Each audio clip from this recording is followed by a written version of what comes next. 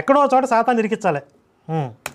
అపవాది భయపెట్టేవాడు, అపవాది భయపెడతా ఉంటాడు కదా, వాడు ఏం చేయలేడు కానీ భయపెడతాడు. ఓహో. అపవాది వచ్చి ఇలా అవుతుందేమో అలా అవుతుందేమో అని చాలా భయపెడుతూ కృంగదీయడానికి ప్రయత్నం చేస్తూ ఉండేవాడు. అయితే ఆ సమయంలో అపవాది మీద నేను వాడిన ఒకే ఆయుధం దేవుడిచ్చిన వాగ్దానం. హల్లెలూయా.